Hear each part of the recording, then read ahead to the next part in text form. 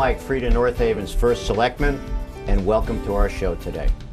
Today's show focuses in on substance abuse, the early warning signs. Wherever I go here in North Haven, dealing with other chief elected officials, what we find is that there's a problem that's becoming very pervasive in our communities today, even in the suburbs, and that is a high instance of substance abuse. North Haven, over the past 3 or 4 years, has had a substance abuse council that's been in place. This council is comprised of members of our public safety, police and fire, myself, my executive assistant, Valerie Goodkin, business leaders in the community, and also concerned parents. One of our missions is to create awareness, education, and prevention to really help people who may be experiencing this insidious problem. My guests today are Mary Marcuccio, the president, CEO, and founder of My Bottom Line, and Mrs. Joanne Hoffman, who is a concerned parent who has been a strong advocate for substance abuse prevention, education, and prevention and awareness here in North Haven for quite some time. So I'd like to start with Mary. Mary, can you tell us a little bit about My Bottom Line and some of the work you've done? Thank you, Mike. My Bottom Line is my consulting company that has 2 pieces. I work directly with families who have a child with substance abuse, and we also have the community-based part, which is a support group. We happen to have our meetings now in North Haven. We have them once a month, and any family who feels as though they're having substance abuse issues with their child can come to that. We focus primarily on opiates, which would be like the prescription pills and heroin. Those tend to be the 2 biggest. And if a parent is having a concern or having a problem or is already in an established pattern of drug use and they're looking for support and resources, they can call me or they can come to the monthly meetings. Good. And Mary, this work that you've done, you've been doing this for quite some time now. When did it actually start for you? When did you form this organization? My Bottom Line came from another nonprofit that I ran, so altogether about 7 years I've had the business. And on a personal level, the reason I started this is because I have a son who's drug involved. It's been a heartache for us since he was probably, I want to say 11, 12 years old. He's now in his mid-20s, 25. And the hardest part for us was the fact that we couldn't find resources. We didn't get all of the education that I felt we could have gotten. So when some things happened in our life and there were some changes in our circumstances, I started speaking out. I lived in Southington, and started speaking out about the drug problem and trying to create awareness. Also to create a support group, which was something that we couldn't find back in the teen years that we were looking for. And that's really what My Bottom Line does, is it addresses that young drug user, although there's no age per se. But primarily it came from the experience of the fact that we had this in our life, and we had experience, my husband and I, with dealing with this, and we wanted to help other families maybe not have to go through quite as much as we had. Mm-hmm. And I know that you've been working very closely with us in North Haven. You've actually spoken in front of groups. You're actually doing an event. I believe even tonight you're going to be here. So we really appreciate you helping us create awareness to this problem here in North Haven. Well, Mike, let me say I appreciate that, but at the same time I want you to know, and we've had obviously some candid conversations, I work with communities all over the country. So not just here in Connecticut, but all over the country. And I can honestly say that North Haven has a very proactive, number 1 starts with you, philosophy. And that is what is going to make a difference, because we have a number of families from North Haven in our group. And I've been asked this recently by a reporter, within the state of Connecticut, which towns do you have the greatest response from? And I can honestly say North Haven is on the top of that list. Well, thank you. You know, we see a myriad of problems here, and substance abuse is manifested into many different forms here in North Haven and really other communities. And we see it in the form of tobacco abuse. There is, of course, alcohol abuse. And we have, as part of our council, I mentioned some of the components, but we've also has had as part of our council Mothers of Drunk Driving, representatives from our Tobacco Institute to talk about how tobacco, as an example, could lead to even more insidious temptations. And we have also members of the clergy here in North Haven as part of the Substance Abuse Council. And this wide variety of resources, I really believe, working with people like Mary, working with concerned parents like Joanne, have really helped us raise the awareness. And our goal, ladies and gentlemen, is this. Very simply, if we could save one life here in North Haven, then we think that we've accomplished something. Our goal would be to really create the awareness even more so and really help as many people as we possibly can. But in the end, if we can save one life, that would be very successful for us. And we have seen some problems here in town. So I'd like to thank you, Mary, for being here, and Joanne. And I wanted to ask, I have some questions. And the first question I'd like to ask is, what are some of the early signs or red flags that you would see, Joanne, in terms of being a parent? What is out there that parents should look for? I think one of the first things that we observed going through this personally was my daughter was sort of isolated from us. She separated herself. She was no longer participating in family things. She was very much alone. Her behavior changed. She didn't hang out with the same people. Lost tons of weight. Just really wasn't our daughter anymore. Mm-hmm. And we just, at the time, we just really thought it was something that kids were going through, that it was a phase that she was going through. Mm-hmm. And we soon came to learn that it wasn't. You've done a great job, Joanne, working with us here in town and creating this level of awareness. And you know, we've seen so many other signs. You know, parents have come to us and have said that their child may have looked as if they hadn't slept in days. Another sign that we've heard is that, you know, if a child, as an example, does not shower or bathe for an extended period of time, or the excuses at night, I have to go out get gasoline, mm-hmm. I need cigarettes, I have to go out. These repeated instances of children leaving the home, telling their parents that they have somewhere to go, is also another early warning sign that we've heard parents come to us and have described to us. So there are many, many signs that are key indicators, as we call them. Mary, I'd like to ask you, what would you say to a parent who says, not my child, as an example?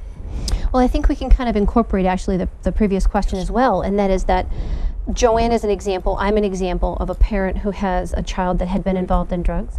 You never see it coming, you don't think it could ever be me.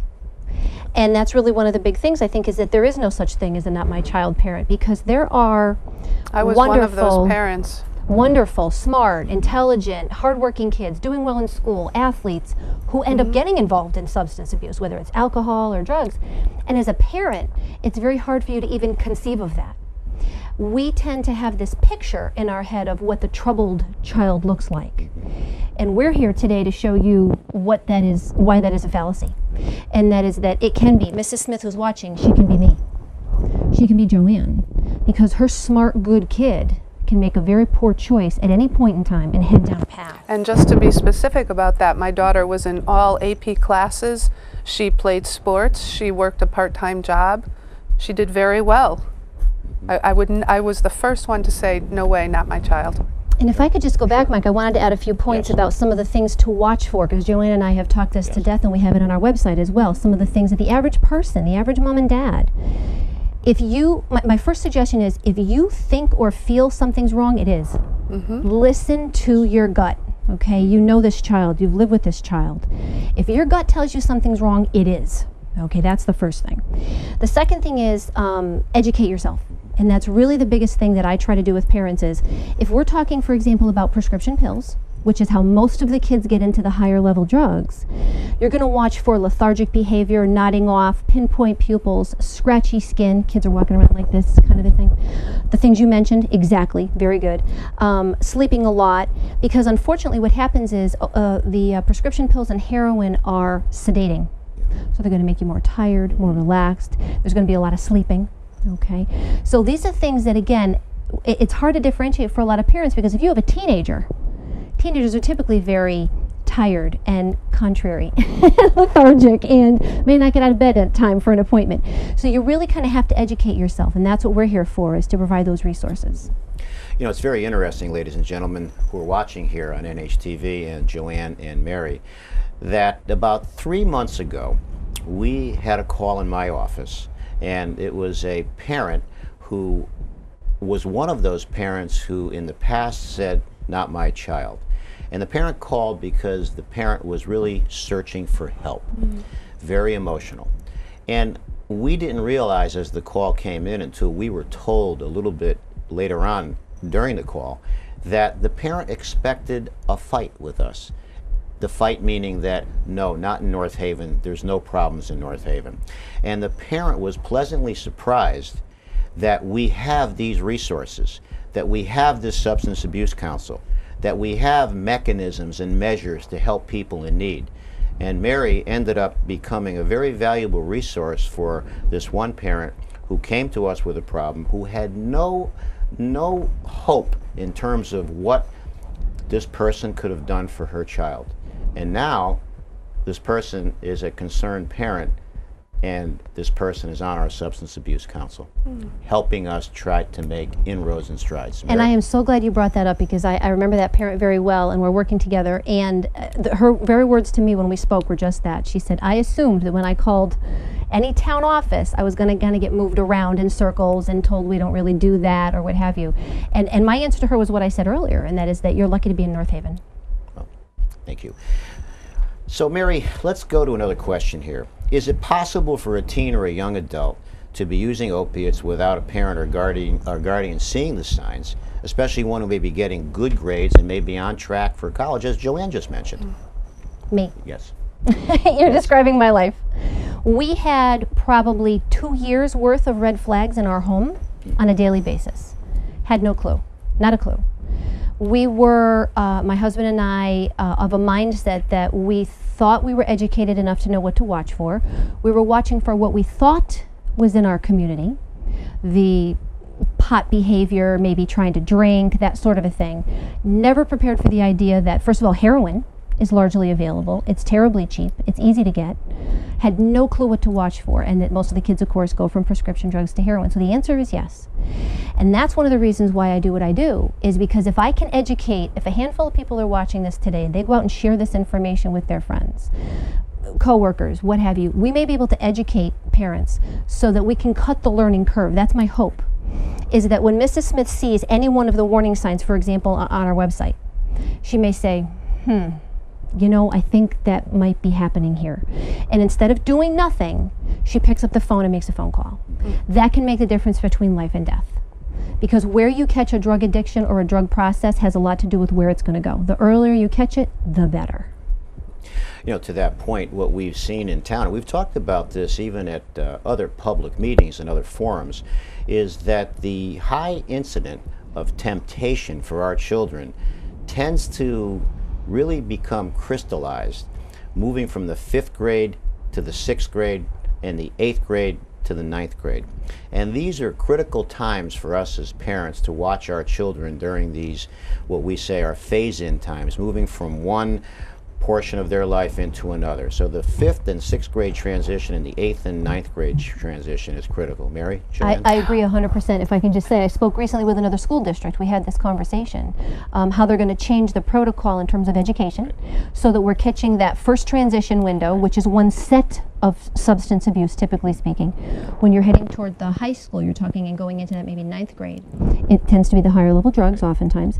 And if you can catch the education there with families, again, awareness and understanding, more drug education, of course, with the kids in school. But I think it's essential to understand that there are these windows of time, and there are others, if, you know, when we talk again, there are these windows of time where you have a lot of ability to impact a child's decision and their behavior. Joanne? Yeah, you have to educate them. I just have to comment, over the last couple of years I've spoken to most of the 8th grade health classes and Marsha Brown's classes, and one of the questions I generally ask is, how many students do not know anybody drug involved? Do not know anybody? And a lot of times nobody raises their hand, and I would say to them, really, you all know somebody that's involved with drugs in some way. And these are 8th graders that are affiliated with this. And I refer to that as the one away. The one away. It's always one away. If it's not you using, you know someone who is. Right. Or if it's not you buying, you know someone who can get it. Okay. All right, let's move to another question then. What advice would you give to parents who have a child that they suspect may be using drugs? Educate them. Teach them what the signs and the red flags. Okay. The other thing Joanne and I have talked about in the past is she's one of the parents who said very clearly she had a feeling. She had a feeling. She and her husband would talk about things weren't right. Something seemed off. It was always funny because my husband would always say, well, this is what kids do. And I just knew that wasn't my kid. Exactly. So trust your gut. Try to get as much education. And Joanne is one of my best students. And in the beginning, she was Mrs. Doubtfire. She was, in quotes, she was Mrs. No, that can't be right. No, we can't be doing that. No, she would never. My daughter would never do that. We would talk about different protocols, different treatment options. We would talk about drug testing and things. And Joanne was wonderful in the sense that she asked really hard questions, so that when she got the answers, she was ready to make change. Yeah. And that's what we need as parents who want to ask the hard questions, who aren't afraid. They want to ask the hard questions, and want to help their child. And you have to make changes in order to do that. You know, it's interesting as we're talking about this, it goes back again to the early warning signs. And another early warning sign is if there's behavior in your child that is a little bit different than what you've normally experienced. Quick-tempered, more angry, more short-tempered, and the family dynamics being adversely affected. That's another sign of this tension that builds in the person that adversely affects the family dynamic. We've seen that also. I agree, and I think, Joanne, you can put in, when I'm done, honey, I want you to add to that. The different drugs will have different side effects. Right. So depending on what your child is using, you'll see different characteristics and different traits. So one may make you very sedated. Another drug may make you very high and very manic in behavior. So again, that's the education. The thing is to look back at, I know this child and something doesn't seem right. Listen to that. Okay. Yep, different drugs do different things. Behavior from smoking marijuana versus smoking crack versus cocaine versus opiates. Different behaviors. Okay, let's move to another question. Some parents may think that recreational drug use, as an example, is something that their teen may try. And some may even think that they know about kids who did drugs back when they were in school, and those kids may, as an example, have turned out okay today in life. But what, in your opinion, is the difference with abusing prescription drugs like OxyContin or Percocet? How do you see it? If I could take that, Mike, I'd like to say this. I have parents call me all the time who will be my age. So I'm going to categorize it 40s to 60s. Let's call that the generation, okay? That generation has a default mindset, which is, I did blah, blah, blah. If my son does blah, blah, blah, it'll be okay, like you say. I smoked pot in college, I'm fine. I drank, I'm okay. I got over it, I got past it. That's where the education comes in. The drugs that are available to our children today are phenomenally different than what was available to our generation. So it's availability. You and I couldn't get heroin if we tried when we were in high school. It simply didn't exist within our community base. It just was not an option. Today, heroin is the one away. It is the most common drug. It is the most readily processed within a community, trafficked. And it is the easiest to get. It's easier to get heroin in North Haven than pot. Parents need to understand that our drugs are very different from the drugs that our kids are going to have. Then you also talk about the actual drug itself. Let's take marijuana for an example. The pot that our generation could have gotten their hands on had a very low THC count.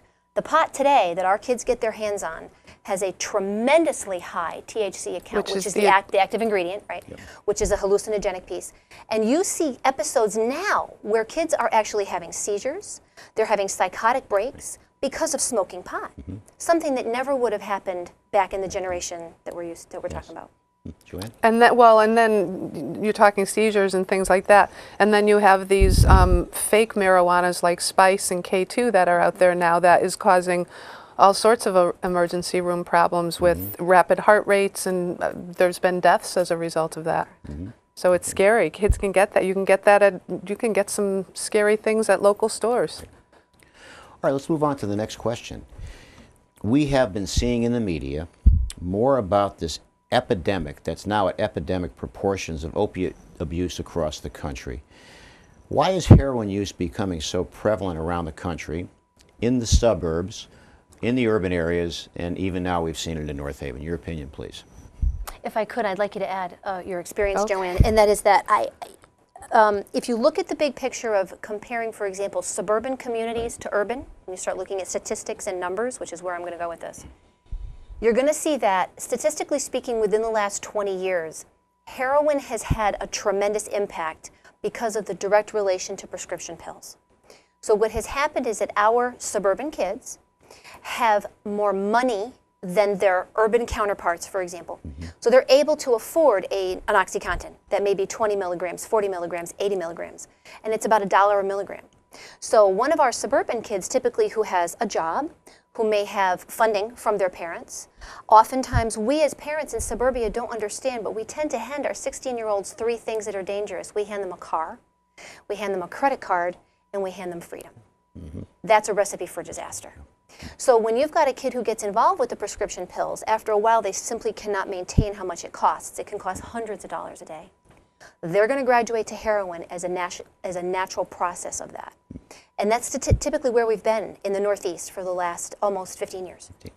And if you look at the big picture, you see that the #1 opiate users in the Northeast, and this is something most parents wouldn't even wrap their head around, the #1 users of heroin in the Northeast are Caucasian males living in suburban and rural communities, 18 to 25 years old.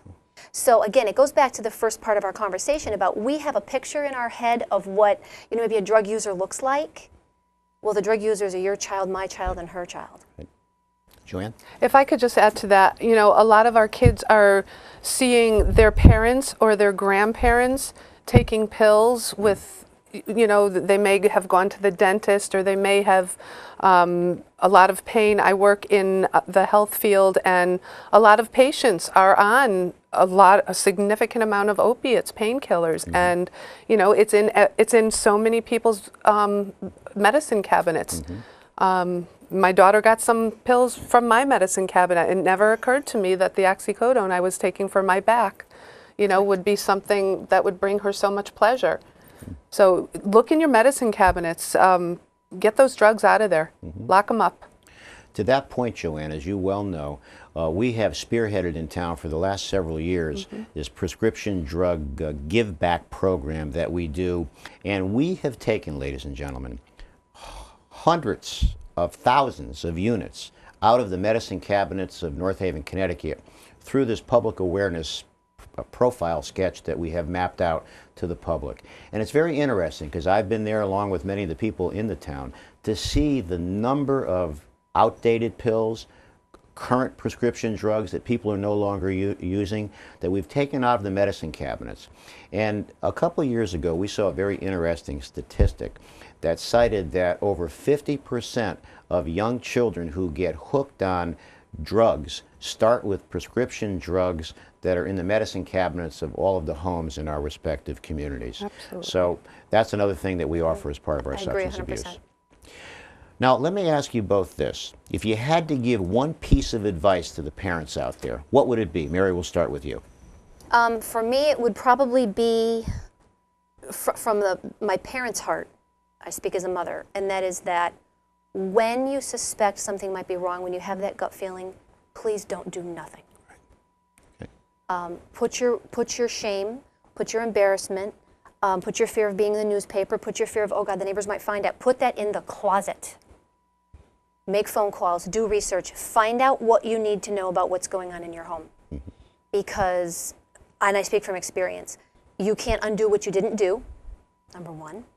#2, when we're talking about opiates specifically, you're talking about life and death. And unfortunately, one of the greatest rates of death in the state of Connecticut is opiate overdose death. So all preventable. So education, I think, is key. Okay. Very good. Joanne? I would say, not my kid. Don't settle for that. Don't say that, not my kid. If I said that, I don't know if my kid would be here today. Get education, get help. I am forever grateful to this woman. She saved my kid's life. She put us on the right path. Every time I said, no, Mary, that can't work. That's not my kid. No way. It would backfire. You have to educate yourself. That's a very powerful statement, Mary. True testimony to the resources that you have to offer. One of our North Haven residents saying that you helped save her child's life. Well, I am in a position where I can say there's 2 kinds of parents that call me. There are parents that are ignorant because of uneducation, lack of education. And there are parents that are in denial. I can help any parent who is uneducated. Because all the research in the world and all the information I can give them and resources that we can point them to is going to help them get the knowledge they have to make changes. If I have a parent in denial, you know, with the glasses on and the head down, I can't do anything with that. And it breaks my heart because I've had a number of those families come to me, and unfortunately sometimes they do end up in a very bad situation. But that's why Joanne is one of my favorite students, because she challenged me for a long, long time in the beginning, but good hard questions. Because she said, when I make a decision, I want to know that I'm making the right decision. I want to know what I'm doing. And that's a good student. Well, as we come to a close here during this show, I want to let our residents know that this is going to be the first in a series of TV shows that we're going to be doing on North Haven TV. And these TV shows will help us not only create more awareness in town, but also carefully illustrate, ladies and gentlemen, what we can do to help those parents who may have problems. Now, our goal is to help people. Our goal is to offer the resources where parents who suspect they may have problems can come to us, and we can provide resources such as Mary as an example to help. Once again, substance abuse manifests itself in many different forms: tobacco, alcohol, prescription drugs, opiate use. So we wanted you to know that during this public awareness initiative that we're taking on right now, and through a series of TV shows that we will do, that we are here for you in North Haven. And for those parents who are out there that may need help, you can feel free to call us in Town Hall, and we will help you. So with that being said, I'd like to thank you, Joanne, for being here today. Thank you for your work as one of our concerned parents. And Mary, we're absolutely delighted to be working with you, and thank you for everything you've done for the town of North Haven. Thank you.